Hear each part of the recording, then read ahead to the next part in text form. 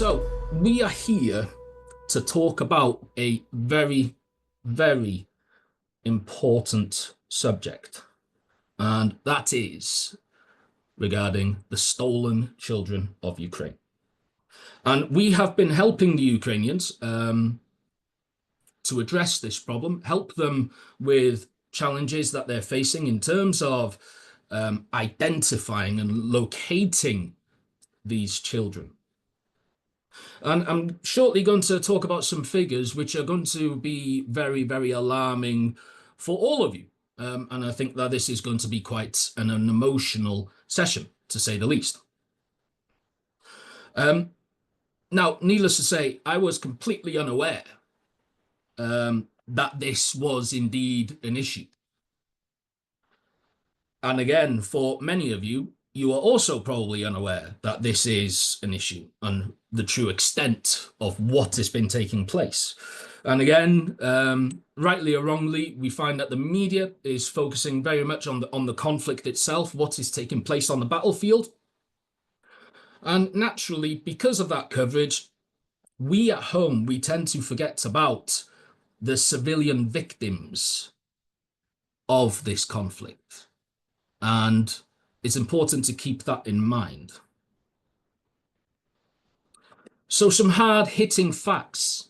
So since the start of the full-scale invasion, over 20,000 children have been forcibly deported by Russia. 20,000 Ukrainian children. And this number has been verified by the Ukrainian authorities. To date, only 600 children have been returned. And out of 400 children who were returned home last year, 16 have been sexually abused. Now, I'm going to let that sink in for all of you, because that is a truly hard-hitting figure. But I should also point out as well, more alarmingly, that Ukraine, the Ukrainian authorities, actually estimates the true number of missing children exceeds 100,000. And at the moment, they are trying to verify as much as they can. So, on the evening before the full-scale invasion, Christian, the founder of Paliscope, called me up and he asked me, what can we do? And we are one of those companies where every single day we are asking ourselves, what can we do? What problems can we solve? How can we help? We are a very unique company in that sense. And it was very clear very early on that a lot of countries and a lot of companies were going to go to Ukraine's aid, provide them with all the expertise, systems that they needed to help address the Russian invasion. And that is great, absolutely. Where we felt we could make a difference was within the area in terms of war crimes investigations. And that is where we have been focusing our support towards Ukraine. So what have we done? So we have identified 88 Ukrainian children who were illegally and forcibly deported to Russia. And we found these children out of a data set of, well, I should say that figure is now well, out of date, but we are talking within the area of 13 million images.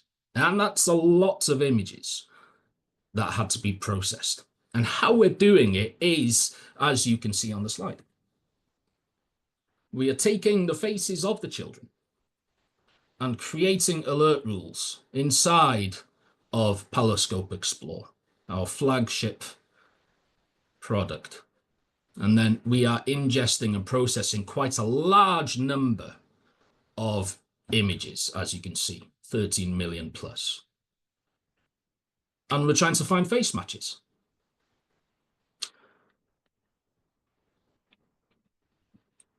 So in terms of the workflow, what is going on behind this? Well, the first off is we need to get the faces of the children, and we need to create alert rules for those faces. Now, thankfully, there are sources online. So there is a website called Children of War, and they have the faces of the children in there.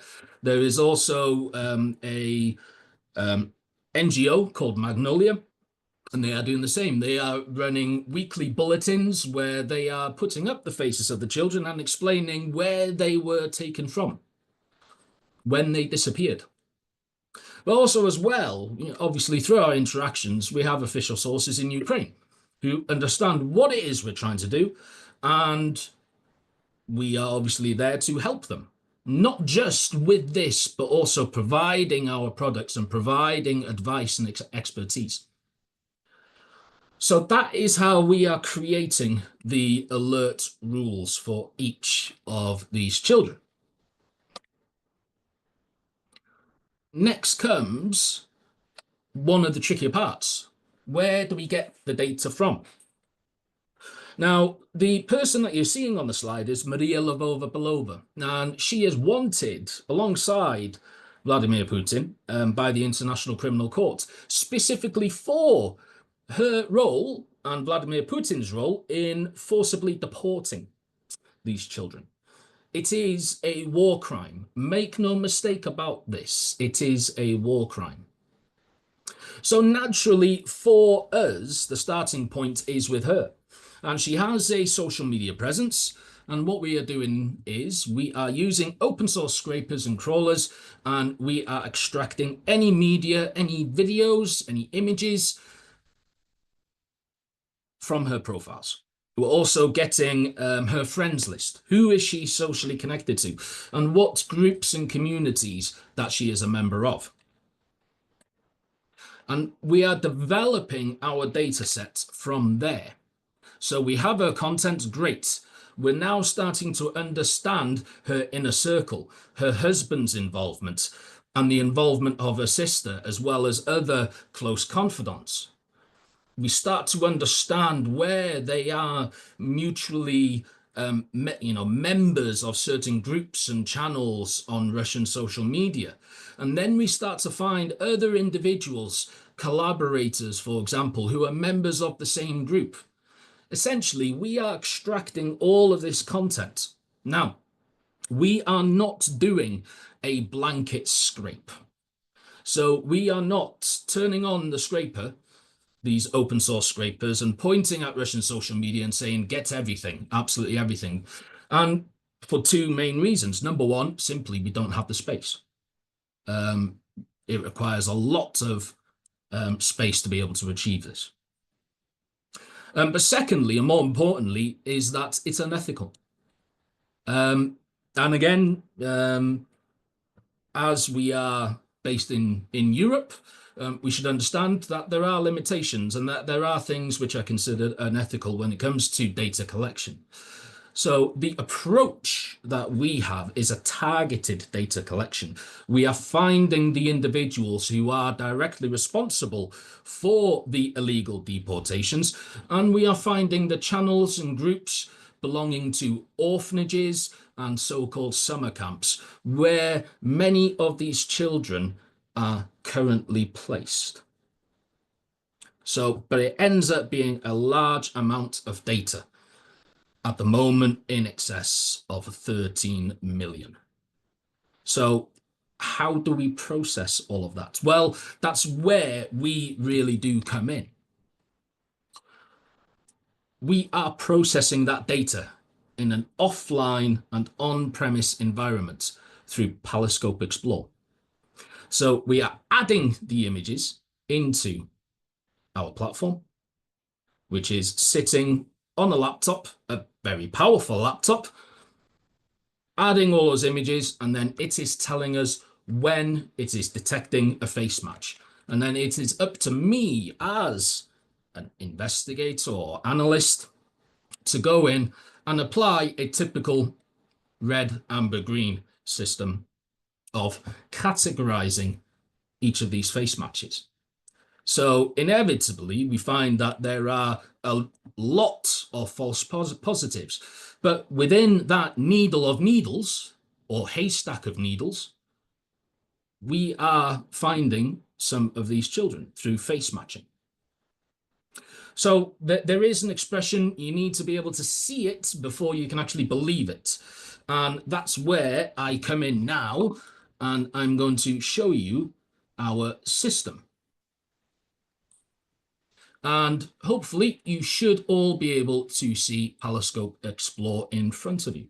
If not, I'm sure someone will let me know. So what you're looking at here in front of you is where I am simply dragging and dropping folders containing all of these images and videos, as well as content that has been scraped from various different web pages. And I'll come on to explain a little bit more about that very, very shortly, because there is even more of a sinister side to this. So here we have the data. When we go into the alerts, as you can see, we get our alerts right there. And what I'm going to do is show you some of the matches now so that you can understand how it looks and what the process is, what the workflow is, essentially. So I will draw my attention, first of all, to this young man. So Philip Holovnia. So Philip has been adopted by Maria Lvova-Belova herself. So it adds insult to the injury, the fact that she has adopted one of these stolen children. And there is also another question with regards to the fate of his sister, his twin sister, who as yet is remains unaccounted for. So it is absolutely a problem. So as you can see here, we get our face match to Philip Holovnia. So that we have marked as a high probability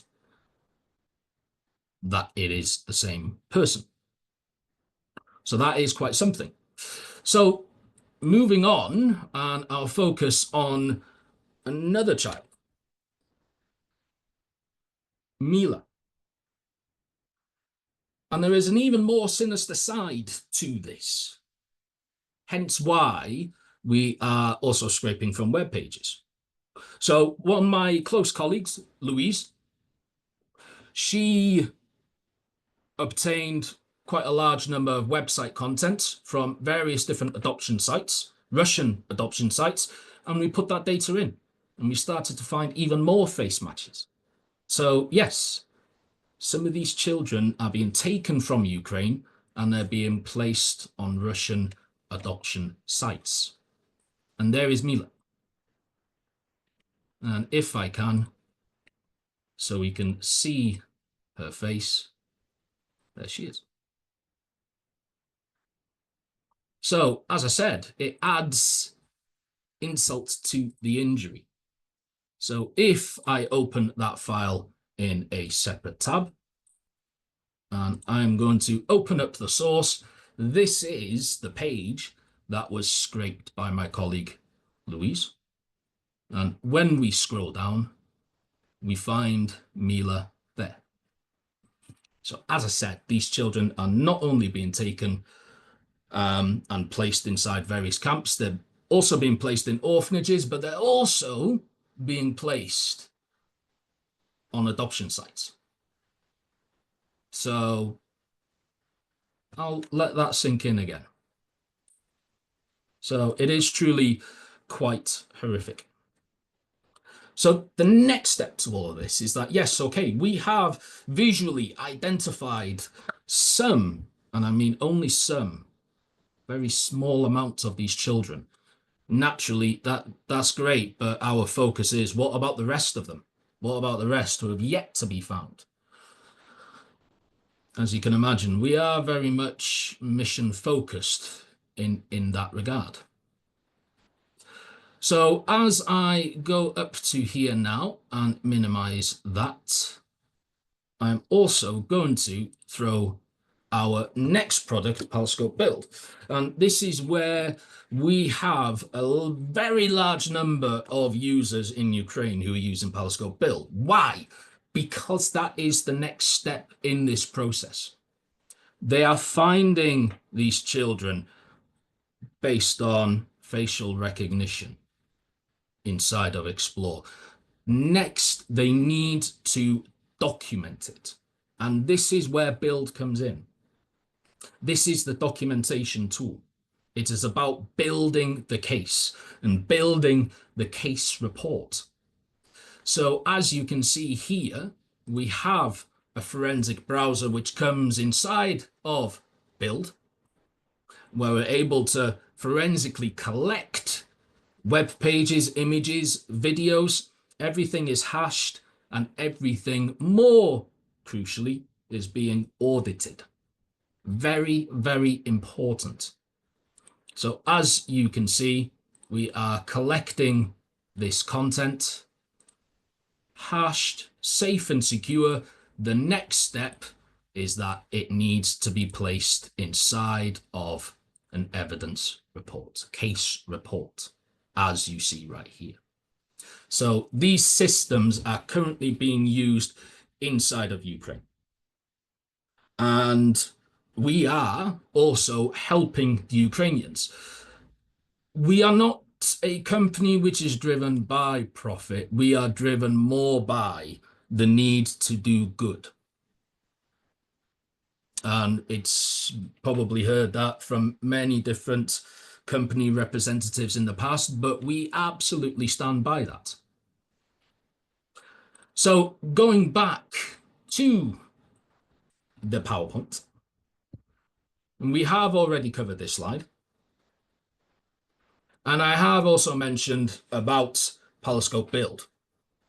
So going into the specifics, Ukraine are adhering to what's known as the Berkeley Protocol. So it is really a standard that they must adhere to when it comes to the collection, preservation, management, and reporting of digital evidence. So naturally, everything has to be audited, everything has to be hashed, provided with a date timestamp, and so on and so on. Paliscope Build has that. And we've given the system, which is, again, sitting on a computer, it's offline, on premise. We've given it to the Ukrainians and they are using it. They are building their cases as we speak. So this is where I give you an overview of the timeline in terms of what we have done in Ukraine. So as I mentioned, Christian called me up the evening before the full-scale invasion. We discussed what can we do to help. So as the full-scale invasion took place, Paliscope, we made a commitment to support Ukraine.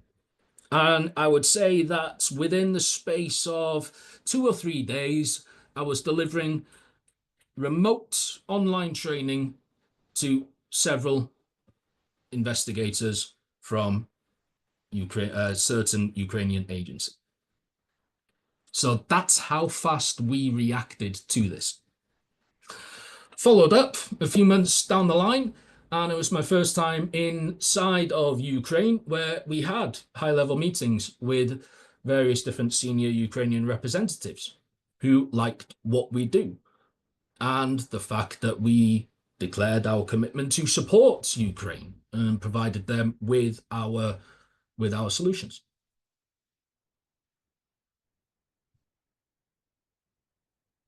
So by this point, Ukraine has been using the software, but what we found is that other Ukrainian institutions began to use it. And in May 2023, we implemented Paliscope Build into the Office of the Prosecutor General, pro bono, so not at a cost to us. And then in November that same year, we collaborated with various different partner organizations where we came together in Bucharest, and that's where we addressed different initiatives that we were going to participate in to help Ukraine identify child victims of war. So the missing children, the stolen children. And so that's where this all began in terms of our efforts to help Ukraine identify and locate their missing children. So, and we're working with partner organizations on this.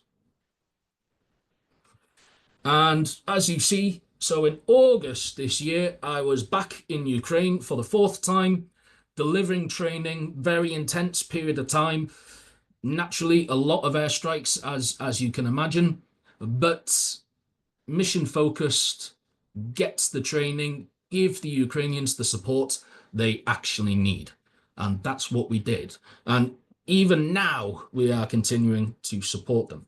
And we have reaffirmed our commitment to support them, give them additional resources to help them investigate war crimes, specifically as well, I should say, identify and locate their stolen children. So while that is all sinking in, I'm going to talk more broadly, generally, about the products that we have. So as you've seen already, we have Paliscope Explore, which is your intelligence analytics, data analytics product. And then we have Paliscope Build, which is the case building, the documentation and the auditing. So how does it work? So if I can put this into a context of a workflow, and I understand that there are several people from UK law enforcement who are sitting in on this webinar, and I'll talk about a workflow which is probably something that you're very familiar with. So let's say, for example, now we have individuals who we understand are using Telegram to send illicit messages, or whether it's to organize riots, whatever it may be. Once a device has been seized, it is then possible to extract the various different data, whether that is using digital forensics tools or whether that is doing an export of a particular Telegram user's data. So you can do it from the device itself or using the Telegram web app, whatever it may be. And that's what we are doing. We are developing readers around specific formats like that. So we're doing this as really imagine data layering. You start off with a Telegram extraction. You go and, excuse the expression, put the boot into a door and you seize a device from a criminal suspect. You want to add the extraction from that mobile device into the software, and you can begin to connect the dots between different extracted artifacts. And we are using offline AI to do this. As you see here, object and scene detection, face and voice recognition, which is provided through one of our partner companies, Conversi, speech to text transcription, license plate recognition, and so on. So all of these processes are taking place within an offline and on-premise environment. So allowing you to be able to search through what will quite possibly be a very large amount of data and connect dots between different data sets. That's what we are doing. So where we've had the biggest amount of success is understandably within law enforcement, and I referred to III, which is a UK expression, so Internet Intelligence Investigations. But as you can see from the slide, there's no wonder why. We provide the link charting, we have that in the product. Communication analysis, looking at chat dialogues between various individuals, users, for example, whether it's a Telegram user or telephone number, whatever it may be. Video review.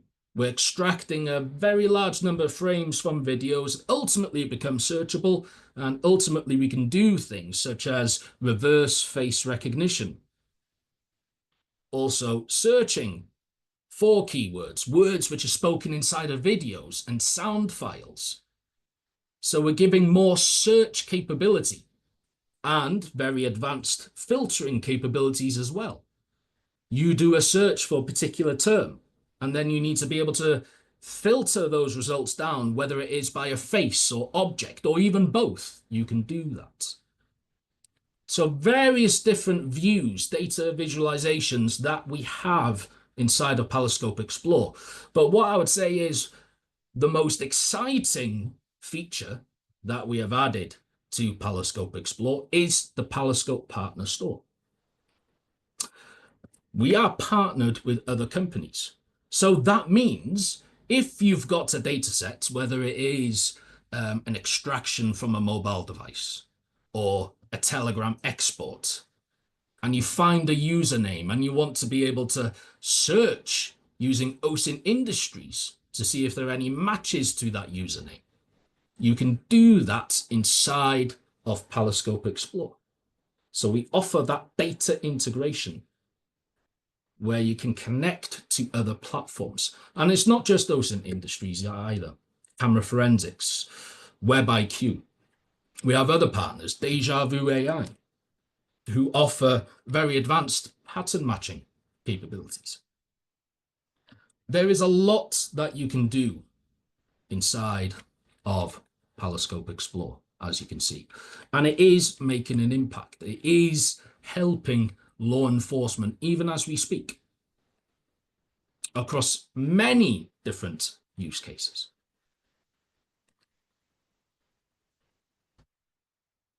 The natural next step, as I alluded to, with regards to the case that we are helping with regarding the missing children, is the next step is documenting the evidence and building and presenting the case.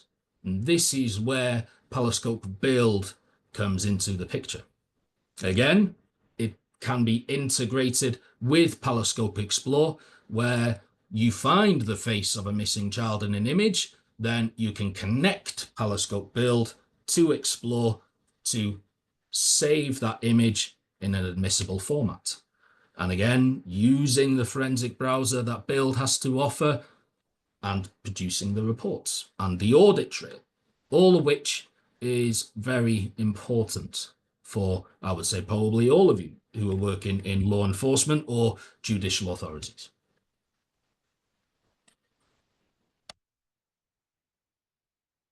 So,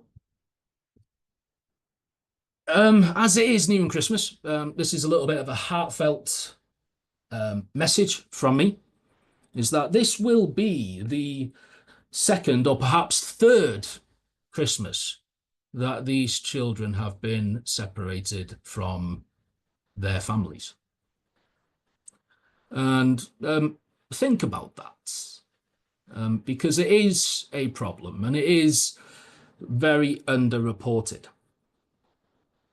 But more importantly, over Christmas, I would really encourage you to think about what would you do as a parent? What would you do to try and find your child who has been taken from you? Which is the case for many, many parents. Children have been ripped from their arms simply by virtue of Russia suspecting that these children's parents are too Ukrainian, too nationalistic. So think about it. What would you do? How would you feel? And more importantly, what do you want to do? We are doing something about this. We are helping the Ukrainians.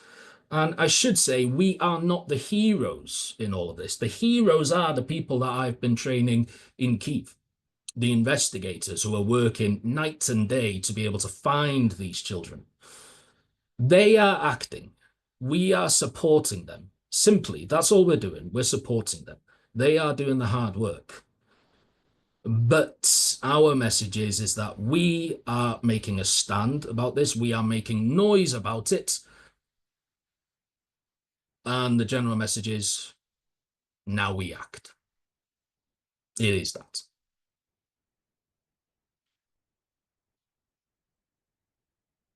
So I'm very nearly at the end of my presentation. As you can see, here are my contact details. I probably suggest you take out your phone, take a snapshot, or use the recording afterwards.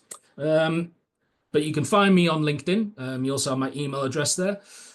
And I should say, Marcus, who is watching this webinar, making sure that I do a good job, as is Christian. No doubt they're going to call me up afterwards and say you're too emotional. You're too emotional. But if you like what we are doing from a product development perspective, and you think actually we might want to try this out, speak to Marcus. Send him an email, and believe me, he would love to talk to you. So please do that. In any way, just please reach out to us, whether it is to inquire about software, or even if you think, or if you're from a certain European institution and perhaps you've had a penny drop moment and you want to help with regards to finding these missing children, then also drop us a line. Let us know. Thank you.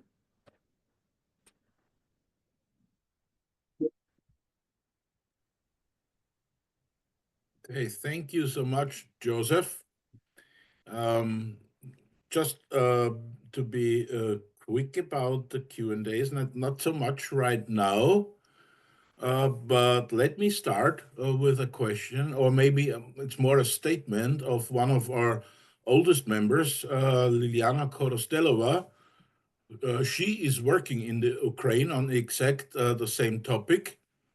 And she was pointing out that they have a big problem that Russia now uses low quality videos where Ukrainian children are on these videos, and might be also for you a problem to find the faces. And she is also talking about that now there's a trend of taking children to the Czech Republic and then to the eastern countries like Turkey or and so on. You have any experience in that? Can you talk a little bit about that?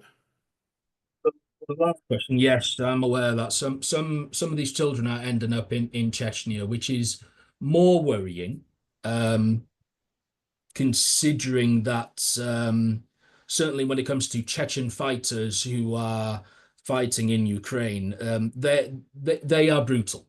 They are brutal, and it is very worrying that some of these children are being placed into situations where really they're even further away from home and actually a lot more difficult to find and identify. Um, so yes, there is that is certainly something that I'm acutely aware of regarding children being moved outside of Russia. I am personally not aware of anything with regard to that, but I can say that that is one of the biggest worries for Ukrainian institutions is that they have this focus of we need to find these children now before they end up being trafficked to other places, such as Middle Eastern countries and so on. And it is an identified problem from a human trafficking perspective. So they want to nip it in the bud now. With regard to low quality videos, actually it works both ways. So not only from Russian social media where they have got low quality images and videos, but also as well from the Ukrainian perspective as well. Some of the faces of these children are very poor quality, and it adds to the difficulty in terms of us being able to get to face match. Where we are, so we are still using low quality videos and images to try and face match. But there is more of an emphasis then on any face matches having that manual verification. So sometimes it is possible to manually verify a face match, whereas in other situations, because of the poor quality of the image or the video, it is very, very difficult indeed. The one thing I should say is that certainly the data that we've been collecting goes back a very, very long time. So even where some of the images and videos may be low quality now, there is a good chance that the data that we have may contain an alternative image. So maybe it's half answered the next question Yeah. because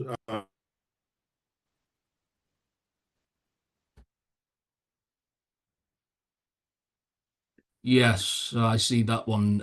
Yes. So, do you know if any of the missing children end up in Europe? That I don't believe so. And I am unaware of that. Yes, and I don't think that that is um, likely to occur. Not at the present moment. If we're talking later down the line, there is a possibility. Um, but for now, I'm unaware of any.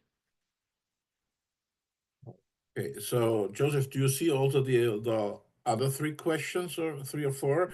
Or Yes, I should I read it? do. Yes. So from Bridget, thank you very much. This is a very interesting program. The Belgian police are also received an invite for a webinar of Paliscope tomorrow. Is this the same as this one? Bridget, no, it isn't. So Marcus and Christian have organised that. Um, I'll say if you have any immediate questions, by all means, speak to Marcus about that one. Though it is a different one. It is a different one. From an anonymous attendee, is there any way that ordinary members of the public can assist with helping with this ongoing effort? Um, I may be wrong in my response to this, and please anyone who's on here can correct me if I'm wrong. But I find that unlikely. I think it would be unlikely that ordinary members of the public can assist. However, I would say that raising awareness to this issue is probably where you're going to um, contribute to this ongoing effort. Um, and that is, as I mentioned earlier, the media is very much focused on the territorial gains and hypersonic missiles and the things like that, whereas the fate of these children and the sheer scale at which these children have been forcibly deported, illegally deported, is something that I really do think needs to be gain more coverage in the media. So um, spread the word is my short answer to that. Um, Another question. When the children are identified, how are they brought back to Ukraine from Russia? Very good question. I am aware that there have been situations through whether it is for example, a prisoner swap, if you like, that some children have been returned as a part of that guarantee, so to speak. But generally speaking, and in most cases, it is up to the individual parents.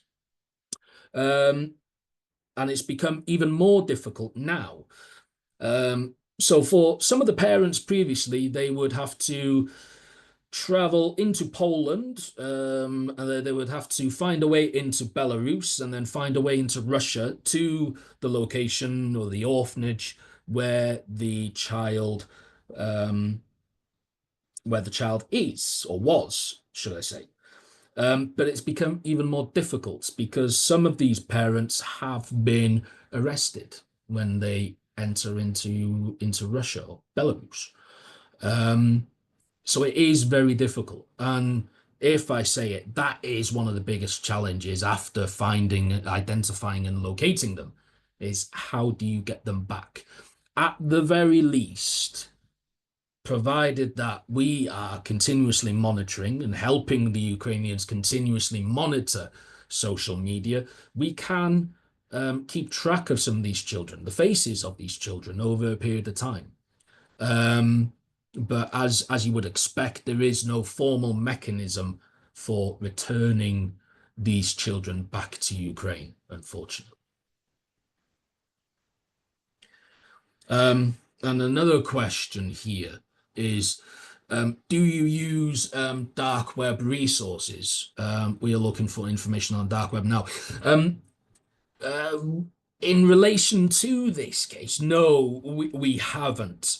And I should say that um, it's not that we don't want to, it's just that we are mindful that we are just a company and I am a private individual. I'm no longer in law enforcement. So it would be wrong of me to begin scraping from various different dark web forums and things like that. And there are other non-profit organizations who are actually doing that as we speak. They are crawling the dark web. So that there are resources that Ukraine can tap into or pivot towards. But as for us, I'm not looking at the dark web, and purely for the fact that probably I know what I might find, and it would be wrong of me to get that.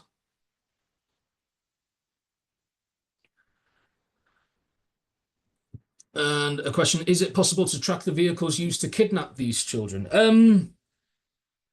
To tell you the truth, I don't know, is the answer.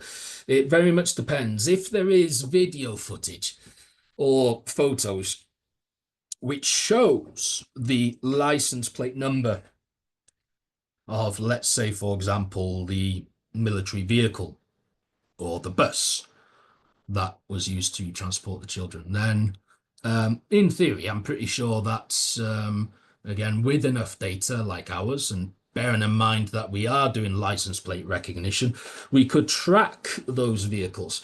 However, one of the things is that we have found is that yes, some of these children are being taken from their homes and they're being put into a vehicle, whether it's a military vehicle or bus or whatever it may be. But then primarily they're being transported by train. So train is, rail is one of the main modes of transport.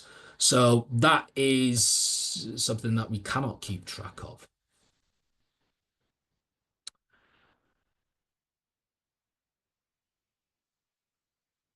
Do you know why some of these children are getting deported for finishing on adoption sites? I'm not too sure what the question is there. Would you be able to rephrase that question? I might be struggling to understand that one, I'm afraid.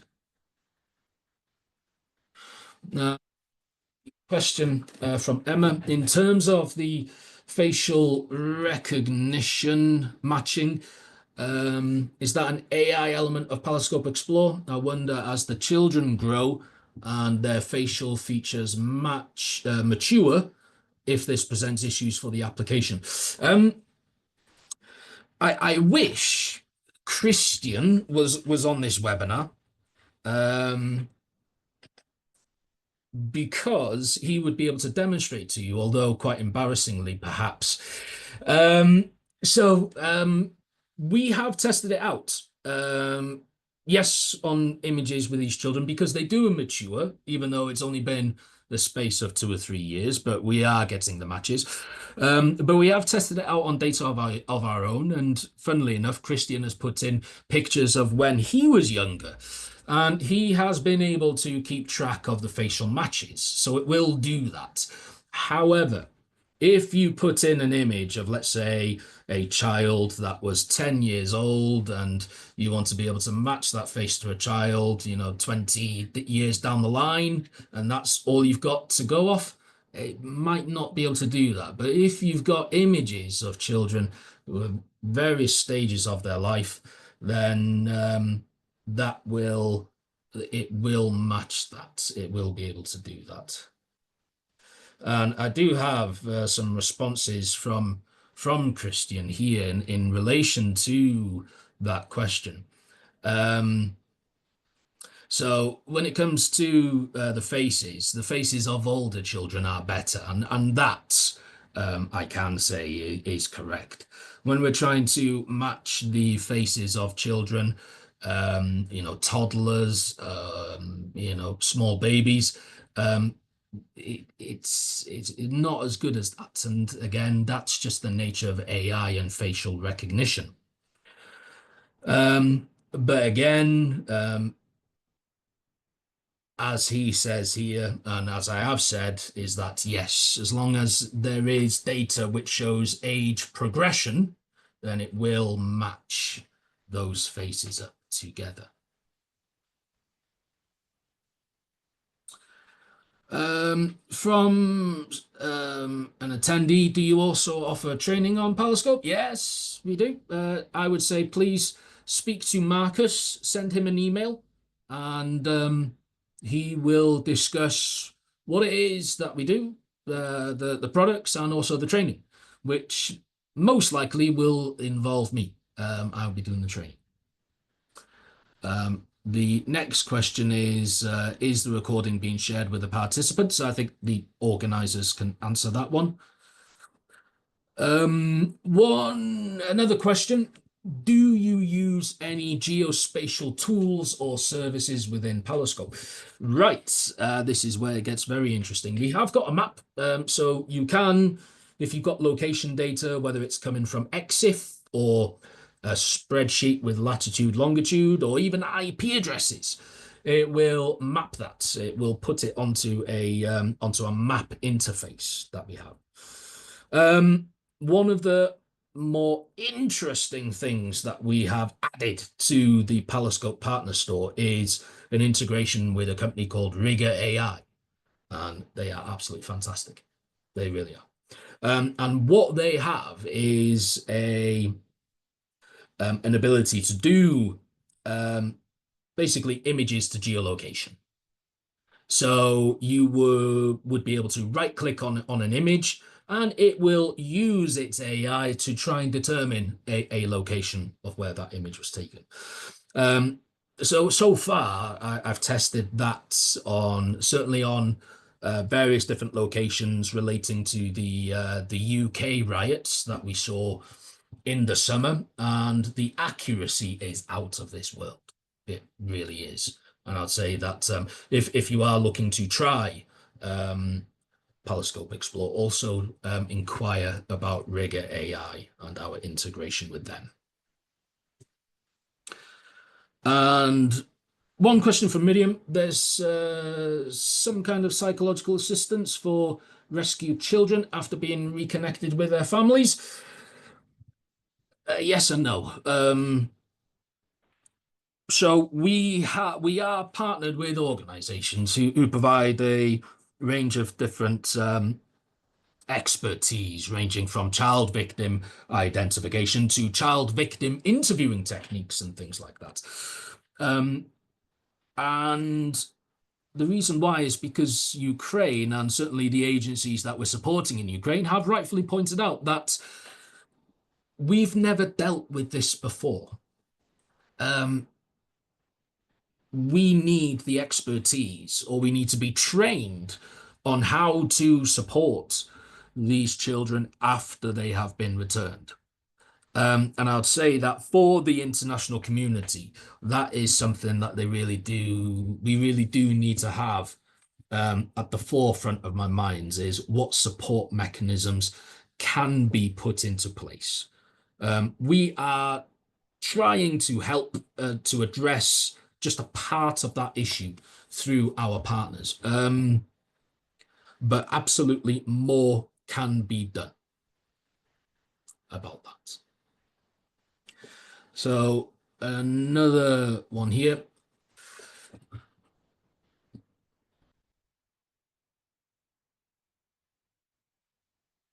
Another question who's pointing out, actually not a question, but pointing out that there is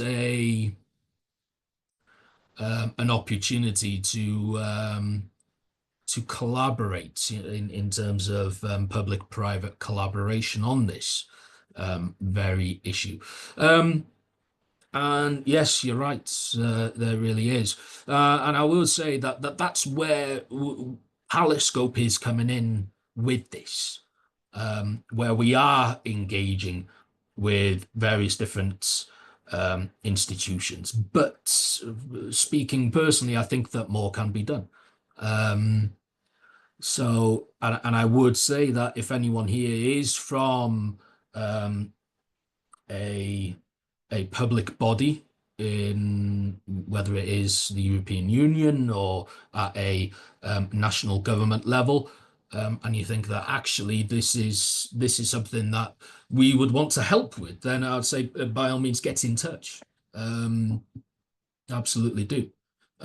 You can find Christian on LinkedIn, um, and he would absolutely be able to speak as to what we've done about this so far and what we're going to continue to do.